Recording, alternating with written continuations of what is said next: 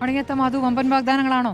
വമ്പൻ വാഗ്ദാനങ്ങളാണ്, യഥാർത്ഥത്തിൽ ഞെട്ടിക്കുന്ന വാഗ്ദാനങ്ങളാണ്. ഒരേ സമയത്ത് ഇപ്പോൾ ഇന്ത്യയുടെ പ്രകടന പത്രിക 2 ദിവസം മുൻപ് വന്നെങ്കിലും ഒരേ സമയത്ത് ഇന്ന് പ്രകടന പത്രികയുമായി കളം നിറഞ്ഞ് കളിക്കുന്ന രണ്ട് മുന്നണികളെയാണ് കേരള രാഷ്ട്രീയത്തിന് കാണാൻ കഴിയുന്നത്. വളരെ കോമൺ ആയിട്ടുള്ള പ്രഖ്യാപനങ്ങളുണ്ട്. അത് ഒന്ന് ക്ഷേമ പെൻഷനുമായി ബന്ധപ്പെട്ട കാര്യം തന്നെയാണ്. 2000 രൂപയായി ക്ഷേമ പെൻഷൻ വർദ്ധിപ്പിക്കുന്ന സമയത്ത് UDF ചോദിച്ചത് ഇതിൻ്റെയൊക്കെ സാമ്പത്തിക ബാധ്യത എങ്ങനെ അടുത്ത സർക്കാരിൻ്റെ തലയിലാണോ എന്ന് ചോദിക്കുന്നു. പക്ഷേ ക്ഷേമ പെൻഷൻ വർധനയില്ലാത്ത ഒരു പ്രകടന പത്രിക ഇനി നമുക്ക് കേരള രാഷ്ട്രീയത്തിൽ അടുത്ത കാലത്ത് കാണാൻ കഴിയില്ല എന്നതൊരു യാഥാർത്ഥ്യമാണ്. ക്ഷേമ പെൻഷൻ വർദ്ധിപ്പിക്കാതിരുന്ന ഒരേ ഒരു ബജറ്റിൽ എന്തുകൊണ്ട് വർദ്ധിപ്പിച്ചില്ല എന്ന ചോദ്യമാണ് കഴിഞ്ഞ തവണ സർക്കാരിന് നേരിടേണ്ടി വന്നത്.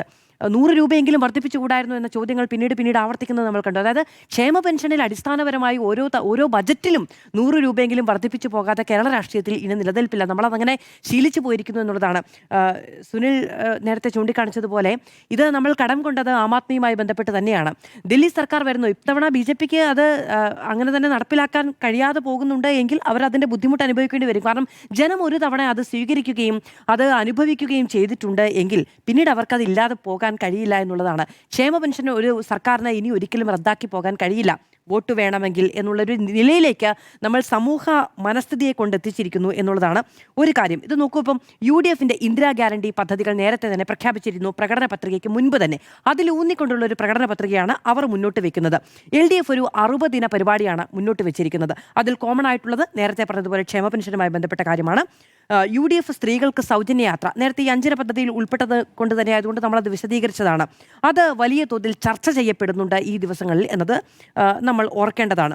അതിന് പകരമായി സ്ത്രീകൾക്ക് എന്ന രീതിയിൽ LDF പ്രഖ്യാപിക്കുന്ന ഒന്ന്, സ്ത്രീകൾക്ക് 50% ജോലി ഉറപ്പാക്കും എന്നുള്ളതാണ്. ഇപ്പോൾ സ്ത്രീകളുടെ വർക്ക് ഫോഴ്സ് എന്ന് പറയുന്നത് 36% കേരളത്തിൽ. ഈ 36%ൻ്റെ 50%ആണോ എന്നുള്ളതൊരു ചോദ്യമാണ്. സ്ത്രീകളുടെ ടോട്ടൽ പോപ്പുലേഷൻ നോക്കുകയാണെങ്കിൽ നമുക്കൊരു 2 വർഷത്തെ മുമ്പത്തെ കണക്കിലെടുക്കുകയാണെങ്കിൽ 1,75,00,000. ഈ 1,75,00,000-ൽ 22 വയസ്സ് മുതൽ 60 വയസ്സ് വരെയുള്ള ആളുകളുടെ എണ്ണം എന്ന് പറയുന്നത് ഏതാണ്ട് 1 കോടിയാണ്.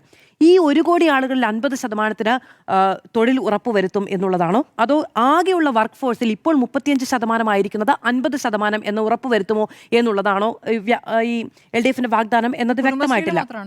കുടുംബശ്രീയിലൂടെ നടപ്പാക്കുന്ന ശരി, അല്ല എങ്ങനെയാണെങ്കിലും തൊഴിൽ ഉറപ്പ് നൽകുന്നത് അതായത് വിമൺ വർക്ക് ഫോഴ്സിന്റെ 50% പേർക്കാണോ അതോ ആകെ വർക്ക് ഫോഴ്സിൽ 50%-മായി സ്ത്രീകളുടേത് ഉയർത്തും എന്നുള്ളതാണോ എന്നത് വ്യക്തമാക്കിയിട്ടില്ല. ഈ 50% അങ്ങനെ ഉയർത്തുക എന്ന് പറയുന്നത് ഒരു സർക്കാരിന് നടപ്പിലാക്കാൻ കഴിയുന്നത് എന്നതിനപ്പുറത്ത് അത് വ്യക്തിപരമായൊരു ചോയ്സ് കൂടിയാണ്. ഇപ്പോൾ ജോലി ചെയ്യേണ്ടതില്ല എന്ന് തീരുമാനിച്ച ഒരാൾക്ക് അതിൻ്റെ ഭാഗമായി ജോലി കൊടുക്കാൻ നമുക്ക് കഴിയില്ല. അപ്പോൾ മാത്രമല്ല കേരളത്തിൻ്റെതായ സാമൂഹ്യ സാഹചര്യങ്ങൾ വ്യത്യസ്തമാണ്. ജോലിക്ക് പോകുക എന്ന് പറയുന്ന മനസ്ഥിതിയിലേക്ക് സ്ത്രീകൾ എത്തുക, സ്ത്രീകൾ അങ്ങനെ പോകുന്നതിനോട് അനുകൂലമായ മനസ്ഥിതിയിലേക്ക് കേരളത്തിലെ സമൂഹം എത്തുക എന്ന് പറയുന്നത് കുറച്ചുകൂടി താരതമ്യേനയോ അല്ലെങ്കിൽ ഇപ്പം ശരാശരി നോക്കുകയാണെങ്കിലോ കേരളം വളരെ മുന്നിലാണ്. എന്നിരുന്നാൽ പോലും അത് സമൂഹത്തിൻ്റെത് കൂടിയായ ഒരു ചോയ്സാണ്. ഈ കാര്യങ്ങളിലൊക്കെ വ്യക്തത വരേണ്ടതുണ്ട്. ഞാൻ ആമുഖമായി ഒന്നുകൂടി പറയാൻ തീരുമാനിക്കുന്നു. അത് പ്രകടന പത്രിക നോക്കി വോട്ട് ചെയ്യുന്ന ഒരു സമൂഹം എന്ന് പറയുന്നത് ഇടക്കാലത്ത് കേരളത്തിൽ ഉണ്ടായി വന്ന ഒന്നാണ്. അതിനു മുൻപ് ഉണ്ടായിരുന്നില്ല. പ്രകടന പത്രിക അച്ചടിക്കുന്നു, അത് എവിടെയെങ്കിലുമൊക്കെ മേശവലിപ്പിൽ കൃത്യമായി ഇരിക്കുന്നു എന്നുള്ളതാണ്. പക്ഷേ പ്രകടന പത്രിക പിന്നീട് വലിയ സംഭവമായി മാറുന്നത് പ്രകടന പത്രികയിൽ പ്രോഗ്രസ് റിപ്പോർട്ട് LDF സർക്കാർ മുന്നോട്ട് വെച്ച് തുടങ്ങി. പ്രോഗ്രസ് റിപ്പോർട്ട് മുന്നോട്ട് വെക്കുകയും ഞങ്ങൾ ഇത്ര വാഗ്ദാനങ്ങൾ പാലിച്ചിരിക്കുന്നു എന്നത് റിപ്പോർട്ട് കാർഡായി ഒരു സമൂഹത്തിന് മുന്നിലേക്ക് വെക്കുകയും ചെയ്തപ്പോഴാണ് ഇതൊരു എവിടെയെങ്കിലുമുള്ള ഒരു പ്രഹേളികയല്ല, അതിനപ്പുറത്ത് ഇത് പിന്നീട് നമുക്ക് റീവർക്ക് ചെയ്യാനുള്ളൊരു സംഭവമാണ് എന്ന നിലയ്ക്ക് അത് പരിഗണിക്കപ്പെട്ടു തുടങ്ങിയത് LDFിൻ്റെ ഒരു കോൺട്രിബ്യൂഷൻ തന്നെയാണ് എന്നത് പറഞ്ഞു പോകാതിരിക്കാനും കഴിയില്ല. പിന്നീട് അഭ്യസ്ത വിദ്യരുടെ സംരംഭങ്ങൾക്ക് പലിശരഹിത വായ്പ LDF മുന്നോട്ട് വെക്കുന്നുണ്ട്. യുവ സംരംഭകർക്ക് 5 ലക്ഷം പലിശരഹിത വായ്പ UDF മുന്നോട്ട് വെക്കുന്നുണ്ട്. അത് 1-1 എന്ന നിലയ്ക്ക് നമുക്ക് പരിഗണിക്കാം. വിദ്യാർത്ഥിനികൾക്ക് മാസം 1000 രൂപ എന്നത് UDF മുന്നോട്ട് വെക്കുന്നുണ്ട്. നോക്കൂ, നമ്മുടെ ഒരു 5 ലക്ഷത്തോളം പേരാണ് ഒരു വർഷം 10ാം ക്ലാസ് പരീക്ഷയൊക്കെ എഴുതുന്നത്. അവർ തന്നെയാണ് ഈ ഓരോ വർഷവും മാറിപ്പോകുന്നത്. ഇവർക്കൊക്കെ അവരിൽ വിദ്യാർത്ഥികളുടെ ഒരു ശതമാനം നമുക്ക് വിദ്യാർത്ഥിനികളാണ് കൂടുതൽ. അപ്പോൾ ഏതാണ്ട് 2-2.5 ലക്ഷം പേർക്ക് ഓരോ വർഷവും 5 ലക്ഷം രൂപ പലിശരഹിത വായ്പ നൽകുക എന്നുള്ളത് പോസിബിളാണോ എന്നത് പരിശോധിക്കേണ്ടതാണ്. അതുപോലെ തന്നെ അപ്പുറത്ത് വിദ്യസ്ഥരായ ആളുകൾക്ക് പലിശരഹിത വായ്പ കൊടുക്കുക എന്നുള്ളതും. ഇപ്പം നോക്കൂ, എത്ര ശതമാനം ആളുകളാണ് സർക്കാർ ജോലി വാങ്ങിപ്പോവുക? വളരെ ചുരുങ്ങിയ ശതമാനം ആളുകളാണ് സർക്കാർ ജോലി വാങ്ങിപ്പോവുക. മറ്റുള്ളവരൊക്കെ ഈ പറയുന്നത് പോലെ സർവീസ് മേഖലകളിലൊക്കെ ജോലി ചെയ്യേണ്ട ആളുകളാണ്, അല്ലെങ്കിൽ സ്വയം സംരംഭകരായി മാറേണ്ടതാണ്. ഇവർക്കൊക്കെ ഇത്രയും വലിയ തുക പലിശരഹിത വായ്പ കൊടുക്കുക എന്ന് പറയുന്ന ഒരു പ്രഖ്യാപനമായി മുന്നോട്ട് വെക്കാൻ കഴിയും. അത് പൂർണ്ണാർത്ഥത്തിൽ പരിഗണിക്കേണ്ടതില്ല, അപ്പുറത്തും ഇപ്പുറത്തും എന്ന്. അതായത് ഒന്ന് വെട്ടിപ്പോകുന്നതാണ് എനിക്കവിടെ എൻ്റെ ഒരു ടേക്ക് അവിടെ. മറ്റത് ഈ UDFിൻ്റെ ഭാഗത്തുനിന്നുണ്ടാകുന്ന ഒരു പ്രധാനപ്പെട്ട വാഗ്ദാനം നടപ്പിലാക്കാൻ കഴിയുകയാണെങ്കിൽ ഗംഭീരമാണ്. അതൊരു മൊബൈൽ കീമോ യൂണിറ്റ് എന്ന് പറയുന്നതാണ്. അത് സൗജന്യമായി കൂടി കൊടുക്കാൻ കഴിയുന്ന സംവിധാനവും സേവനവും ഒക്കെ ആണെങ്കിൽ വലിയ ആശ്വാസകരമാകുന്ന ഒന്നാണ്. കിടപ്പ് രോഗികൾക്ക് പരിരക്ഷയാണ് അപ്പുറത്തുനിന്ന് LDF വാഗ്ദാനം ചെയ്തത്. ഏറെക്കുറെ അത് നടപ്പിലാകുന്നതുമാണ്. എനിക്ക് വളരെ വ്യക്തിപരമായി അറിയാവുന്നതാണ്. ഇപ്പോൾ കിടപ്പ് രോഗികൾക്ക് പാലിയേറ്റീവ് കെയർ എന്ന നിലയ്ക്ക് നോക്കൂ, പണമില്ലാത്ത വീടുകളിലേക്കൊക്കെ വീൽ ചെയറുകളൊക്കെ ആശാവർക്കർമാരുടെ നേതൃത്വത്തിൽ എത്തിച്ചു കൊടുക്കുന്നുണ്ട്. പിന്നീട് ഒന്നുകിൽ അവർക്ക് ആരോഗ്യം ഭേദമാകുമ്പോഴോ അല്ലെങ്കിൽ അവർക്കത് പിന്നീട് ആവശ്യമില്ലാത്ത സാഹചര്യം വരുമ്പോൾ മാത്രമാണ് ഈ വീൽ ചെയറുകളൊക്കെ തിരികെ കൊണ്ടുപോവുകയും മറ്റുള്ളവർക്ക് കൊടുക്കുകയും ഒക്കെ ചെയ്യുന്നത്. ഇതൊക്കെ നമ്മുടെ സമൂഹത്തിന്റെ അടിത്തട്ടിൽ നടപ്പിലാകുന്നുണ്ട് കേട്ടോ. അതൊക്കെ വലിയ പോസിറ്റീവായ കാര്യങ്ങളാണ്.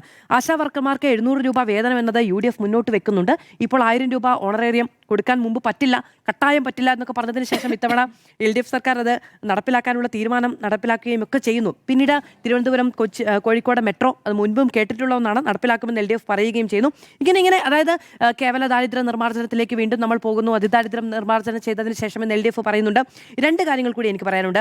LDFന്റെ കാര്യത്തിൽ ആർത്തവാവധി എന്ന് പറയുന്ന വളരെ വിപ്ലവകരമായ ഒരു കാര്യം മുന്നോട്ട് വെച്ചിട്ടുണ്ട്. പക്ഷെ അത് കഴിഞ്ഞ ദിവസം കോടതിയിൽ നിന്ന് വന്ന ഒരു കാര്യം എന്ന് പറയുന്നത് അത് സ്ത്രീകളെ എംപ്ലോയ് ചെയ്യാനുള്ള നീക്കത്തിന് തടസ്സമായി നിൽക്കും സ്ഥാപനങ്ങൾ എന്നാണ്. അപ്പോൾ അത് പരിഗണിച്ച് ചെയ്യേണ്ട ഒന്നാണ്. ആർത്തവാവധിയുമായി ബന്ധപ്പെട്ട് സ്ത്രീകൾക്കിടയിൽ തന്നെ 2 അഭിപ്രായമുണ്ട്. വേണമെന്ന് പറയുന്നവരുമുണ്ട്. അങ്ങനെ ആ കാര്യം കൊണ്ട് അങ്ങനെ സ്പെഷ്യൽ കെയർ വേണ്ട എന്ന് പറയുന്നവരുമുണ്ട്. അത് തികച്ചും ശാരീരികമായ ചോയ്സാണ്. അത് ഒരാൾക്ക് വേണം, അതില്ലാതെ പറ്റില്ല എന്ന് പറയുന്ന സാഹചര്യം ഉണ്ടാകും. മറ്റുള്ളവർക്ക് ഒരുപക്ഷെ അത്തരം ശാരീരിക പ്രശ്നങ്ങൾ ഉണ്ടാകില്ല. അത് വളരെ വ്യക്തിപരമായ അഭിപ്രായ പ്രകടനം എന്ന നിലയ്ക്കാണ് ഞാൻ അതിനെ കാണുന്നത്. അതിലേക്ക് ഇപ്പോൾ പോകുന്നുമില്ല. ബെഡ് അവകാശമാക്കും സർക്കാർ ആശുപത്രികളിൽ എന്നുള്ളത് UDFന്റെ ഒരു വാഗ്ദാനമാണ്. നടപ്പിലാവുകയാണെങ്കിൽ വളരെ മാനുഷികമായ ഒരു അവസ്ഥയായിരിക്കും. കാരണം കന്നുകാലി തൊഴുത്തുകൾക്ക് സമാനമായ രീതിയിലുള്ള സാഹചര്യം ഇപ്പോഴും കാണാൻ പറ്റും. ഇല്ല എന്ന് വെല്ലുവിളിക്കുകയാണെങ്കിൽ എനിക്കതിൽ തർക്കവുമുണ്ട്. മെഡിക്കൽ കോളേജുകളൊന്നും ഇപ്പോഴും പര്യാപ്തമല്ല.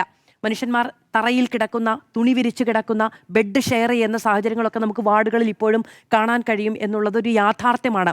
അവിടേക്ക് കൂടുതൽ ശ്രദ്ധ വേണ്ടതാണ് എന്നാണ് ഞാൻ പറയുന്നത്. നമ്മുടെ എല്ലാ മെഡിക്കൽ കോളേജുകളും ആരോഗ്യ രംഗവും കന്നുകാലി തൊഴുത്തുകൾക്ക് എന്ന അവസ്ഥയിലാണ് എന്ന് പറഞ്ഞൊന്നും വേട്ടയാടി കളയരുതേ. അവിടേക്ക് കൂടുതൽ ശ്രദ്ധ വേണം. തിരുവനന്തപുരം മെഡിക്കൽ കോളേജുകളിലടക്കം താഴെ കിടക്കുന്ന രോഗികളുണ്ട്, ബെഡ് ഷെയർ ചെയ്യുന്നവരുണ്ട്, ഗുരുതരമായി പരിക്കേറ്റ അപകടങ്ങൾ കിട്ടുന്നില്ല. അപ്പൊ അവകാശമാകും എന്നുള്ളതാണ് അവരുടെ ഒരു വാഗ്ദാനം. അത് നടപ്പിലാവുകയാണെങ്കിൽ മാനുഷികമായ ഒരു പരിഗണനയായിരിക്കും എന്നാണ് ഞാൻ പറയുന്നത്. ഇനി നോക്കൂ, ഈ ഭവന പദ്ധതിയുമായി ബന്ധപ്പെട്ട് LDF അതായത് ഈ മത്സ്യമേഖലയിൽ കൂടുതൽ ഭവന പദ്ധതി പ്രഖ്യാപിച്ചിട്ടുണ്ട്. എൻ്റെ ചോദ്യം ഇതാണ്, അതായത് ലൈഫ് ഭവന പദ്ധതിയിലെ കീഴിലേക്ക് എല്ലാ മേഖലകളിൽ നിന്നുള്ള ഭവന നിർമ്മാണ പദ്ധതികൾ ക്രോഡീകരിച്ചുവല്ലോ. അതിനപ്പുറത്തേക്ക് ഭവന പദ്ധതി വീണ്ടും വികേന്ദ്രീകരിക്കാനുള്ള ഒരു ലക്ഷ്യം, അതായത് ലൈഫ് ഫണ്ട് പിരിച്ചുവിടുമെന്നൊക്കെ കോൺഗ്രസ് പറഞ്ഞിരുന്നു. അപ്പോൾ ആ നിലയിലേക്ക് ഭവന പദ്ധതി വീണ്ടും വികേന്ദ്രീകരിക്കും എന്നുള്ളതാണോ ഈ പത്രികയുടെ പിൻപറ്റി മനസ്സിലാക്കേണ്ടത് എന്നൊരു ചോദ്യം എനിക്കുണ്ട്. പിന്നെ പ്രകടന പത്രിക അവിടെ ഇരിക്കുകയും പിന്നീട് അതിൽ ചർച്ചകൾ ഉണ്ടാവുകയും ചെയ്യുന്ന സാഹചര്യം ഉണ്ടെങ്കിൽ നമുക്ക് ആവുകയും ചെയ്യുമെന്നുള്ളതാണ്. ഇനി ഒരു കാര്യം നോക്കൂ, ഇപ്പോൾ ഈ സർക്കാർ സ്കൂളുകളുമായി ബന്ധപ്പെട്ട് 2011 UDFന്റെ അവകാശവാദം ഉണ്ടായിരുന്നു, ഹൈടെക് ആക്കുമെന്ന്. അത് LDFന്റെ പ്രകടന പത്രികയിലും ഉണ്ടായിരുന്നു, ഹൈടെക് ആക്കുമെന്ന്. പക്ഷേ ഈ 2016 അവസാനം, അതായത് LDF സർക്കാർ കയറുന്നതിന് മുൻപ് പൊതുവിദ്യാഭ്യാസ മേഖലയിൽ വലിയ അടച്ചുപൂട്ടൽ ഭീഷണി, ഏതാണ്ട് 40-40% സ്കൂളുകൾ അടച്ചുപൂട്ടൽ ഭീഷണി നേരിടുന്നു എന്ന വാർത്തകളുണ്ടായിരുന്നു. അപ്പോൾ അവിടെ നിന്ന് തൽക്കാലം നമ്മൾ മുന്നോട്ട് പോയിരിക്കുന്നു എന്ന് നമ്മൾ പരിഗണിക്കേണ്ടതാണ്. അപ്പോൾ ആ നിലയ്ക്ക് ഉള്ള മാറ്റം ഇവിടെ സംഭവിച്ചിട്ടുണ്ട്. അപ്പോൾ വിദ്യാഭ്യാസ മേഖലയിൽ ഇനി എന്താണ് ഈ 2 മുന്നണികളും മുന്നോട്ട് വെക്കുന്നത് എന്നുള്ളതൊരു ചോദ്യമാണ്. ഇനി ഏറ്റവും പ്രധാനപ്പെട്ട ഒരു കാര്യം സാമ്പത്തിക മേഖലയാണ്. നേരത്തെ സുനിൽ സാർ പറഞ്ഞതുപോലെ ഏതാണ്ട് 5 ലക്ഷം കോടിയോളം അടുത്തിരിക്കുന്നു, 4.87 എന്നാണ് ഞാൻ മനസ്സിലാക്കുന്നത് നമ്മുടെ ഒരു കടമെന്ന് പറയുന്നത്. അതിനെ പരിഗണിക്കാനും അതിന് പരിഹാരം കാണാനും കേരളത്തിന്റെ രൂപീകരണം മുതൽ ഓരോ സർക്കാരുകൾ മാറി മാറി വരുമ്പോഴും ഏതാണ്ട് 50% എന്ന നിലയ്ക്കാണ്, അല്ലെങ്കിൽ ഇരട്ടി എന്ന നിലയ്ക്കാണ് പൊതുകടം വർദ്ധിച്ചു വന്നുകൊണ്ടിരുന്നത്. അത് ഈ 2021 മുതൽ ഇങ്ങോട്ടുള്ള സർക്കാരിൻ്റെ കാലത്ത് മാത്രമാണ് ഏതാണ്ട് 1.5 ലക്ഷം കോടി മാത്രമാണ് വർദ്ധിച്ചത്. അത് ആ ഇരട്ടി എന്ന കണക്ക് വെച്ച് നോക്കുകയാണെങ്കിൽ അത് ഏതാണ്ട് 6 ലക്ഷം കോടിയിലേക്ക് വരേണ്ടതാണ്. ഏതാണ്ട് 4.87 കോടി മാത്രമേ വന്നിട്ടുള്ളൂ എന്നാണ് നിലവിലുള്ള കണക്കുകൾ പ്രകാരം സൂചിപ്പിക്കുന്നത്. അത് കൂടുതൽ ഇനിയിപ്പോൾ ഈ അടുത്ത ബജറ്റുമൊക്കെ ആയിട്ട് ബന്ധപ്പെട്ട് നമുക്കത് മനസ്സിലാക്കാൻ സാധിക്കുകയുള്ളൂ. എന്തായാലും ഈ നിലയ്ക്കുള്ള കടവർദ്ധനയുണ്ട്, അതിനൊരു പരിഹാരമുണ്ടാക്കാൻ ശ്രമിക്കേണ്ടതാണ്. കൂടുതൽ ഇപ്പം നോക്കൂ, റിവേഴ്സ് മൈഗ്രേഷൻ ഇവിടെ സംഭവിക്കുന്നുണ്ട് വിദ്യാർത്ഥികളുമായി ബന്ധപ്പെട്ട്. അത് അതിൻ്റെ പ്രധാനപ്പെട്ട കാരണം എന്ന് പറയുന്നത് വിദേശ രാജ്യങ്ങളിൽ ഏതാണ്ട് അതിൻ്റെ ഒരു ഏറ്റവും ഒരു സാച്ചുറേഷൻ പോയിന്റിലേക്ക് എത്തിയിട്ടുണ്ട്. അവർക്ക് ഉൾക്കൊള്ളാൻ കഴിയുന്ന ഈ തൊഴിൽ മേഖലയിലേക്കും വിദ്യാഭ്യാസ മേഖലയിലേക്കും ഉൾക്കൊള്ളാൻ കഴിയുന്ന നമ്മുടേതുപോലെയുള്ള വികസ്വര രാജ്യങ്ങളിൽ നിന്നുള്ള ആളുകളുടെ എണ്ണം ഏതാണ്ട് അതിൻ്റെ ഒരു സാച്ചുറേഷനിലേക്ക് എത്തിയിട്ടുണ്ട്. സ്വാഭാവികമായും കൂടുതൽ ആളുകൾക്ക് അങ്ങോട്ട് പോകാൻ കഴിയില്ല. തൊഴിൽ സാധ്യതകൾ അവിടെ പരിമിതപ്പെടുമ്പോൾ തിരിച്ചു വരുന്ന ഒരു ട്രെൻഡ് കാണുന്നുണ്ട്. അത്തരത്തിലുള്ള ആളുകളെ അക്കോമഡേറ്റ് ചെയ്യുന്നതുമായി ബന്ധപ്പെട്ട് എന്തെങ്കിലും തരത്തിലുള്ള ഒരു കാഴ്ചപ്പാട് എനിക്ക് ഈ പ്രകടന പത്രികയിൽ കാണാൻ കഴിയുന്നില്ല എന്നുള്ളത് പ്രധാനമാണ്. ഈ വിദ്യാഭ്യാസ സ്ഥാപനങ്ങളുമായി ബന്ധപ്പെട്ട് കേരളത്തിൽ നിലവിൽ വളരെ പ്രതീക്ഷാനിർഭരമായ ഒരു സാഹചര്യമുണ്ട് എന്നത് പ്രധാനമാണ്. പക്ഷേ ഉന്നത വിദ്യാഭ്യാസ മേഖലയുമായി ബന്ധപ്പെട്ട് അതിൻ്റെ ക്വാളിറ്റിയുമായി ബന്ധപ്പെട്ട് വലിയ അവകാശവാദങ്ങളൊക്കെ ഉണ്ട്, ശരിയാണ്. പക്ഷേ പഠിക്കേണ്ടത് എവിടെയാണ് എന്ന് ഇന്നത്തെ കേരളത്തിലെ യുവാക്കളോട് ചോദിച്ചിട്ടുണ്ടെങ്കിൽ അവർക്ക് കേരളത്തിൽ പഠിക്കണം എന്ന് പറയുന്നവരെക്കാൾ കൂടുതൽ പുറത്തുപോയി പഠിക്കണം എന്ന് പറയുന്നവരാണ് കൂടുതൽ. അതൊന്ന് തൊഴിൽ സാധ്യതകൾ, മറ്റൊന്ന് AI അടക്കമുള്ള നവീന ശാസ്ത്രീയ മേഖലകൾ വളർന്നപ്പോൾ അതിനനുസരിച്ചുള്ള കോഴ്സുകളുടെ അഭാവം, അഫിലിയേഷനുമായി ബന്ധപ്പെട്ട പ്രശ്നങ്ങൾ. കേരളത്തിലെ തന്നെ വിവിധ പേരുകേട്ട കോളേജുകളൊക്കെ ഉണ്ട്, അഫിലിയേഷനുമായി ബന്ധപ്പെട്ട പ്രശ്നം 3-4 വർഷമായി അഭിമുഖീകരിക്കുന്നുണ്ട്. അപ്പോൾ ആ നിലയ്ക്കുള്ള പ്രശ്നങ്ങൾ പരിഹരിച്ച് ഉന്നത വിദ്യാഭ്യാസ മേഖലയിൽ കൂടുതൽ കേന്ദ്രീകരിക്കാനുള്ള അവസരമടക്കം ഈ പ്രകടന പത്രികയിലൊക്കെ മുന്നോട്ട് വെക്കണമെന്നുള്ള ആഗ്രഹം എനിക്കുണ്ട് എന്തായാലും. പക്ഷേ ഇതിൽ വലിയ ചർച്ചകൾ ഈ 6 ദിവസത്തിനുള്ളിൽ നടക്കുമെന്ന് ഞാൻ വിചാരിക്കുന്നില്ല. ഒരു പ്രകടന പത്രിക മുന്നോട്ട് വെക്കണമെങ്കിൽ ഇലക്ഷന്റെ തലേദിവസമല്ല അത് കൊണ്ടുപോയി വെക്കേണ്ടത്. അതിലൂന്നിയുള്ള ഒരു ചർച്ച ഇലക്ഷനിൽ വേണമെന്നുണ്ടായിരുന്നെങ്കിൽ അത് നേരത്തെ നോക്കണമായിരുന്നു എന്നാണ് എനിക്ക് മുന്നണികളോട് പറയാനുള്ളത്.